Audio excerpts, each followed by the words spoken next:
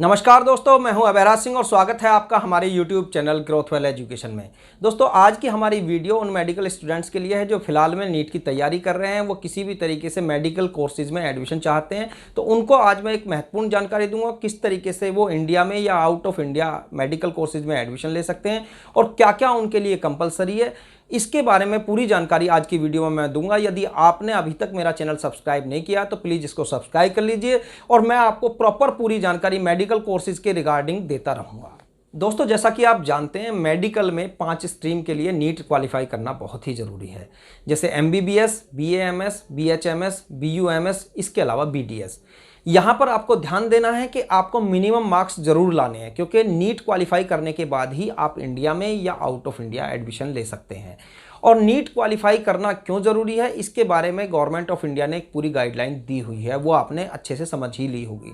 मैं उन स्टूडेंट्स को और थोड़ा ब्रीफ करना चाहूँगा जो मेडिकल बैकग्राउंड से नहीं है या किसी भी तरीके से उन्होंने कोई भी जानकारी अभी तक प्राप्त नहीं की है। उनको मैं बता दूँ, यदि वो किसी कारणवश मेडिकल के इस एग्ज़ाम को क्वालिफाई नहीं कर पाते हैं तो उनका किसी भी स्ट्रीम में एडमिशन इंडिया में या इंडिया के बाहर नहीं हो पाएगा।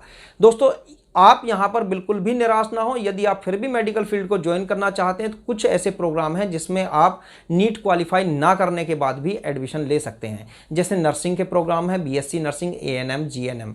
इसके अलावा बैचलर इन फिजियोथेरेपी एक ऐसा प्रोग्राम है जिसमें आप एडमिशन ले सकते हैं और वहाँ से भी आप डॉक्टर बन सकते हैं। नीट क्वालिफाई आपने नहीं किया है, इसके बावजूद भी आप वहाँ से एडमिशन लेकर अपनी मेडिकल की पढ़ाई को पूरा कर सकते हैं। तो दोस्तों, अब मैं आपको बताता हूँ कि मिनिमम मार्क्स आपको कितने लाने हैं ताकि आप नीट को क्वालिफाई कर सकें।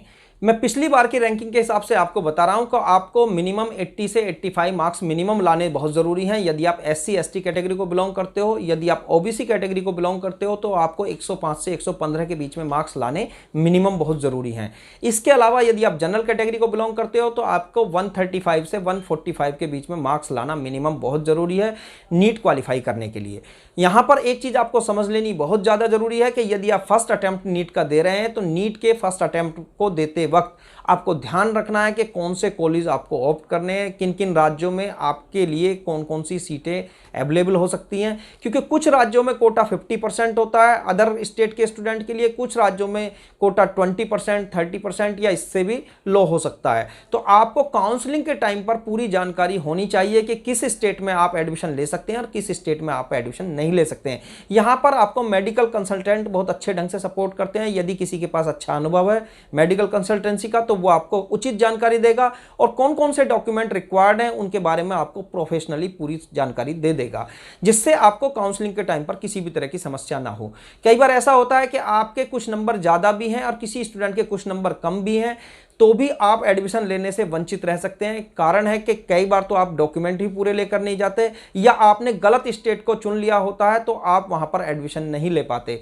आपको सही जानकारी का होना बहुत ही जरूरी है और मैं उन लोगों के लिए खासतौर पर बोल रहा हूं जो नीट को फर्स्ट टाइम देंगे और फर्स्ट टाइम नीट क्वालिफाई करने के बाद किसी एडमिशन के लिए जा रहे हैं तो उस वक्त आपको ध्यान देना है कि किसी अच्छे मेडिकल कंसल्टेंट की आप सपोर्ट ले लें।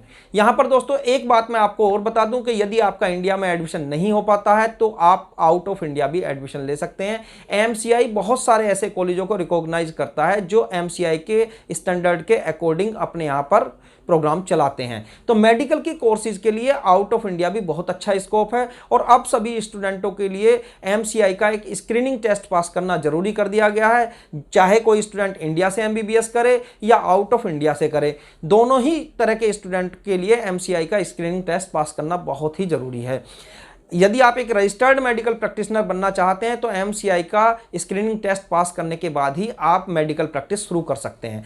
तो आप चाहे इंडिया से कीजिए या आउट ऑफ इंडिया से कीजिए, लेकिन MCI द्वारा वो कॉलेज रिकॉग्नाइज या अप्रूव्ड होना चाहिए। आप MCIindia.org की वेबसाइट पर जाकर पूरी जानकारी ले लें कौन सा कॉलेज, कौन सी यूनिवर्सिटी इंडिया में अप्रूव्ड है और आउट ऑफ इंडिया भी कौन कौन से कॉलेज और यूनिवर्सिटीज अप्रूव्ड हैं। इसके अलावा जिस कंट्री में आप एडमिशन ले रहे हैं वहाँ पर आपको वहाँ की लोकल लैंग्वेज को सीखना भी बहुत ज़रूरी होता है। कुछ बच्चे जैसे चाइना वगैरह में एडमिशन ले लेते हैं तो चाइनीज़ लैंग्वेज को सीखना और समझना बहुत ही मुश्किल होता है, इसलिए आप ध्यान रखें ऐसे किसी कंट्री में एडमिशन लें जहाँ की लोकल लैंग्वेज को आप जल्दी सीख लें और उसके एग्ज़ाम को भी क्वालिफाई कर लें। ये आपको 1 वर्ष के अंदर अंदर करना होता है। तो दोस्तों बहुत ही ज़रूरी जो आपको सूचनाएं थी वो मैंने आपको यहाँ पर दी हैं। इसके अलावा यदि आपके और कोई क्वेश्चंस हैं तो आप mciindia.org की वेबसाइट पर जाकर और ज़्यादा इन्फॉर्मेशन ले सकते हैं। और साथ ही यदि आप आउट ऑफ इंडिया एडमिशन लेने के लिए जा रहे हैं तो उस कंट्री का एटमॉस्फेयर, वहाँ का क्राइम रेट और वहाँ की स्टडी का तरीका आप समझ लें, उसके बारे में पूरी जानकारी ले लें, तभी आउट ऑफ इंडिया आप एडमिशन लें। क्योंकि कई बार